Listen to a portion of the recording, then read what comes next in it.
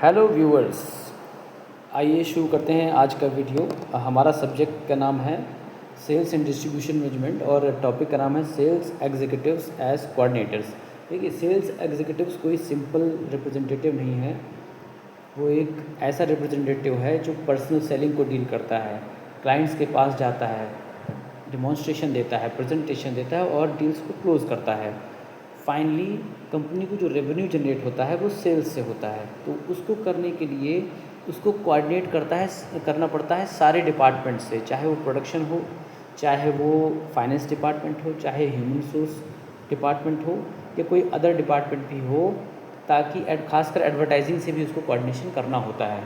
तो अगर ये सारा कोऑर्डिनेशन होगा तभी वो इफ़ेक्टिव पर्सनल सेलिंग कर पाएगा, जिससे कि रेवेन्यू जनरेट होगा। और अदर जो भी ऑर्डर टेकिंग टूल्स हैं उनसे भी कोऑर्डिनेशन करना होता है। तो आइए वीडियो शुरू करते हैं बिना देरी के। Internal coordination within the department, मतलब सेल्स जो डिपार्टमेंट है विद इन उनको सेल्स एग्जीक्यूटिव्स को कोऑर्डिनेशन करना होता है। Sales executive must ensure that the various units within the sales department function as a single unit, मतलब single unit की तरह पूरे सेल्स डिपार्टमेंट को काम करना चाहिए। कोऑर्डिनेशन इस तरह का हो कि वो सिंगल यूनिट की तरह काम करें, ना कि अलग अलग काम करें। अगर अलग अलग काम करेंगे तो कंट्राडिक्शन होगा और वो आउटपुट जो रिक्वायर्ड है वो आ नहीं पाएगा। क्यों ऐसा करना चाहिए, आगे पॉइंट्स में देखते हैं। Organizational balance, they must achieve a balance between different sales territories and product lines so that no single area is neglected or overemphasized. ऐसा इसलिए करना होता है क्योंकि ऑर्गेनाइजेशनल बैलेंस बना रहे। अलग अलग सेल्स टेरिटरी में अलग अलग सेल्स रिप्रेजेंटेटिव्स जाते हैं, अलग अलग प्रोडक्ट लाइंस को, एक प्रोडक्ट लाइन के अंदर बहुत सारे प्रोडक्ट्स होते हैं, उनमें उनको बेचने के लिए सेल्स पीपल को जाना होता है टेरिटरी वाइज। तो ऐसा बैलेंस मेंटेन करना है कि कोई टेरिटरी, कोई क्षेत्र जहाँ पे सेल्स रिप्रेजेंटेटिव्स अपना सेलिंग करने जा रहे हैं वो बहुत ज़्यादा ओवर एम्फेसाइज्ड भी ना हो जाए कि उसी पे सारा ध्यान है, बाकी निगलेक्ट कर दिए गए, या कोई निगलेक्ट ना रह जाए। तो इस तरह से एक बैलेंस मेंटेन करना होता है ताकि equal distribution of sales representatives हो पाए और हमारी सेल्स हर एरिया को हम अच्छे से एम्फेसाइज कर पाएँ, हर सेल्स टेरिटरी को हम एम्फेसाइज कर पाएँ। Democratic administration, effective coordination is achieved through participative management, मतलब हम जो सेल्स रिप्रेजेंटेटिव्स हैं उनको पार्टनर की तरह डील करें, तब हम इफेक्टिव कोऑर्डिनेशन अचीव कर सकते हैं। When subordinates are consulted on decisions, they are less likely to resist directives leading to smoother execution of plans। जब आप उनको कंसल्ट करके डिसीजन लेते हैं, मतलब जो टॉप लेवल मैनेजमेंट है या जो सेल्स में टॉप पोजीशन होल्ड करते हैं, सेल्स एग्जीक्यूटिव्स हैं, तो वो सेल्स रिप्रेजेंटेटिव से क्या करते हैं, कोऑर्डिनेशन करके उनको डिस्कस करके चीज़ों को डिसीजंस लेते हैं। तो ये इसमें पूरी उम्मीद है कि सेल्स रिप्रेजेंटेटिव उसको रजिस्ट नहीं करेंगे, उसका विरोध नहीं करेंगे, और हमारे जो सेल्स के प्लान है वो क्या हो जाएगा, आराम से एग्जीक्यूट हो जाएंगे और मार्केट में कोई कंट्राडिक्शन नहीं आएगा, सेल्स डिपार्टमेंट में कोई कंट्राडिक्शन नहीं आएगा। आइए नेक्स्ट देखते हैं। Coordination with the marketing mix. Marketing mix का मतलब हमारा क्या है, सारे पीस, 4 पीस, तो उनसे अच्छे से हमें कोऑर्डिनेशन करना है। कैसे करना है देख लेते हैं। The sales executive serves as a bridge, the bridge between personal selling and other order taking tools या मेथड्स। तो अदर, भाई सिर्फ पर्सनल सेलिंग से ही ऑर्डर तो नहीं आते हैं, एडवर्टाइजिंग भी है ना, सेल्स प्रमोशन भी है, इनके थ्रू भी ऑर्डर आते हैं।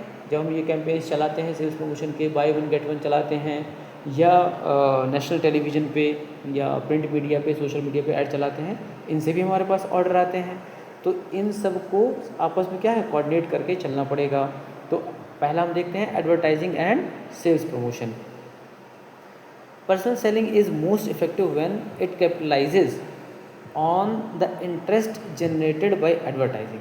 देखिए, सबसे अच्छा पर्सनल सेलिंग तब हो पाएगी या आपका कैपिटलाइज सेल्स टीम तब कर पाएगी अच्छे से जब वो वही टाइमिंग जब एड मार्केट में रन कर रहे हैं उसी टाइम पे वो जो इंटरेस्ट जनरेट किया गया है कस्टमर के अंदर एडवर्टाइजिंग के द्वारा, और उसी में एक और हिट मारता है पर्सनल सेलिंग वाला रिप्रेजेंटेटिव, तो क्या होगा कि वो बहुत इजी है उसको कैपिटलाइज करना, बहुत इजी है कस्टमर को कन्वर्ट करना और सेल्स आपकी हो जाती है।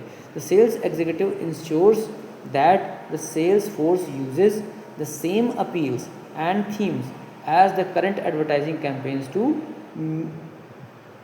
Magnify the impact. आपका देखिए जो एडवर्टाइजिंग में की पॉइंट्स बताए जा रहे हैं, कोई भी प्रोडक्ट है, कोई मशीनरी है, कोई आपका टेक्निकल चीज़ है या कोई सर्विस ही है, जो एडवर्टाइजिंग में दिखाया जा रहा है वही अपील पिच कर रहा है आपका सेल्स रिप्रेजेंटेटिव भी, तो बहुत ज़्यादा उसका इम्पैक्ट मैग्नीफाई हो जाएगा और आपका सेल्स कन्वर्ट होने की पूरी चांसेस हो जाएंगे। अब टाइमिंग की बात करें, they coordinate the timing of promotion. For example वो जो प्रमोशंस की टाइमिंग है, एडवर्टाइजिंग की टाइमिंग है, सेल्स प्रमोशन की टाइमिंग है, वो कोऑर्डिनेट कर देनी चाहिए किससे, सेल्स रिप्रेजेंटेटिव से। For example ensuring the sales representative stock retailers with a specific product just as a national television ad campaigns for that product launches. जो प्रोडक्ट का लॉन्च हुआ है, जो प्रोडक्ट मार्केट में एडवर्टाइजिंग में नेशनल टेलीविजन में दिखाया जा रहा है, और सेल्स रिप्रेजेंटेटिव हमारा क्या कर रहा है, अपने रिटेलर्स को वही स्टॉक, वही प्रोडक्ट का स्टॉक उसके पास रखवा दे रहा है, क्योंकि अब नेशनल टेलीविजन में ऐड आएगा तो उसकी डिमांड बढ़ेगी, कस्टमर्स उसको पूछेंगे, तो रिटेलर से वो सामान ईजिली निकल जाएगा, आराम से बिक जाएगा। तो ये कोऑर्डिनेशन के कारण ही हो पाया। अगर कोऑर्डिनेशन एडवर्टाइजिंग से नहीं होता तो क्या होता, सेल्स रिप्रेजेंटेटिव उसको हो सकता है स्टॉक नहीं करवाता उस प्रोडक्ट को, तो वो बेच नहीं पाता। इसलिए कोऑर्डिनेशन बहुत इंपॉर्टेंट हो जाता है। आइए तीसरा पॉइंट समझते हैं, coordination with other business functions.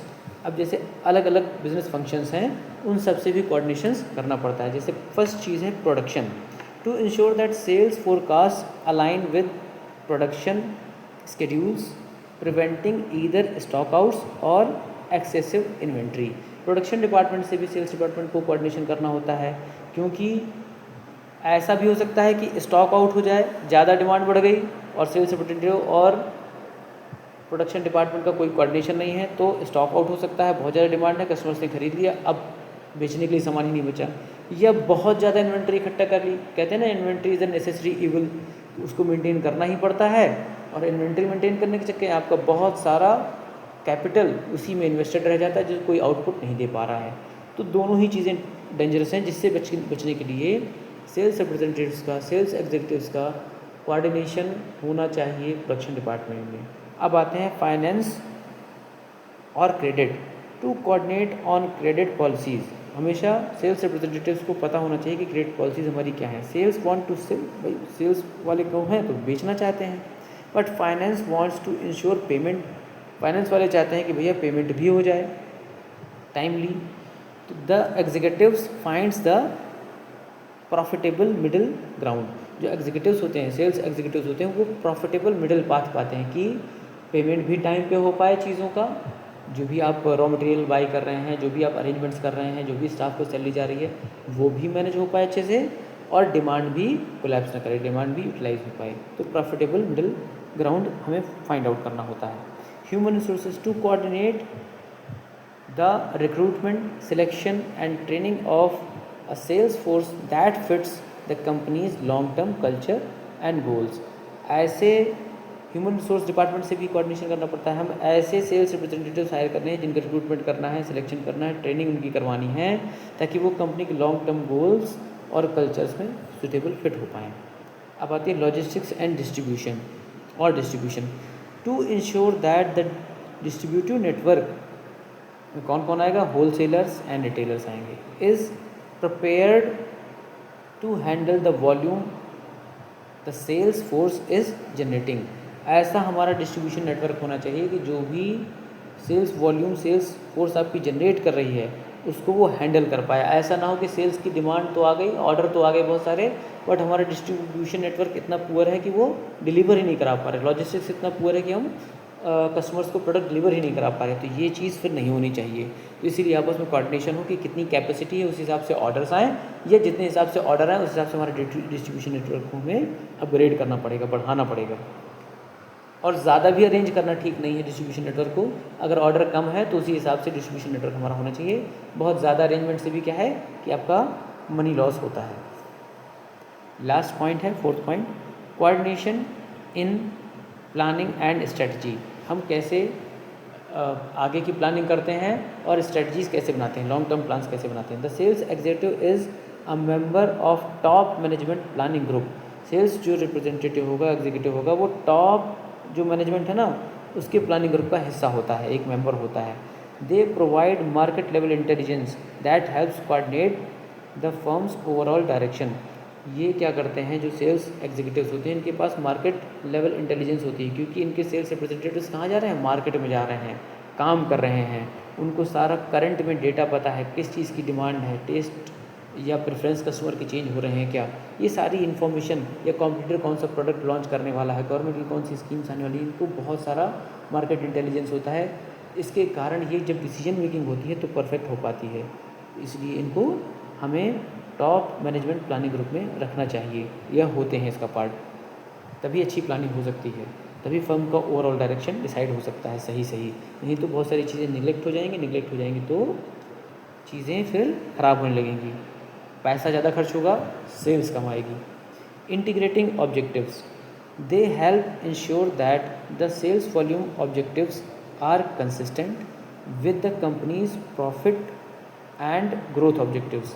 यहाँ पे हमें क्या देखना है कि जो सेल्स वॉल्यूम ऑब्जेक्टिव्स हैं वो कंसिस्टेंट हैं, किन के साथ मैच कर रहे हैं, कंपनी के प्रॉफिट और ग्रोथ ऑब्जेक्टिव के साथ। अगर ये कंट्राडिक्टरी हो जाएंगे, मैच नहीं करेंगे, मतलब सेल्स वॉल्यूम ऑब्जेक्टिव्स अलग जा रहे हैं और कंपनी का प्रॉफिट और ग्रोथ ऑब्जेक्टिव अलग भाग रहे हैं, तो ये कभी मैच नहीं हो पाएंगे, जिससे क्या होगा, नुकसान होगा। इसलिए हमें इनको इंटीग्रेट करना है, मैच कराना है।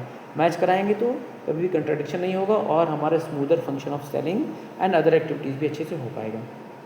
Resource allocation is the last point. They assist in deciding how much money and effort should be spent on personal selling versus other marketing activities to achieve the highest marginal effectiveness. देखिए, personal selling पे ही सारा effort नहीं लगाया जा सकता है, क्योंकि पर्सनल सेलिंग करने का सबसे महंगा टूल है, हालांकि सबसे इफ़ेक्टिव भी है, बट अगर सारा पैसा उसी साइड स्पेंड कर दिया जाए तो फिर उतना आउटपुट लाना मुश्किल है, क्योंकि उसकी रीच कम है। जैसे एडवर्टाइजिंग की रीच बहुत ज़्यादा है कम पैसे में, सेल्स प्रमोशन की भी रीच एडवर्टाइजिंग से कम है बट फिर भी बहुत ज़्यादा है उसकी भी रीच।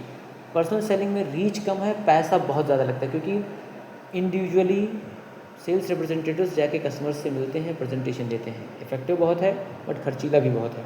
तो इसका एक मिड पाथ बनाएंगे, इसका बैलेंस करेंगे कि जो पर्सनल सेलिंग है वर्सेस अदर मार्केटिंग एक्टिविटीज़ में हम कैसे बैलेंस करें, ताकि हम हाईएस्ट मार्जिनल इफेक्टिवनेस को गेन कर पाएँ। आई होप ये आपको टॉपिक समझ में आया होगा।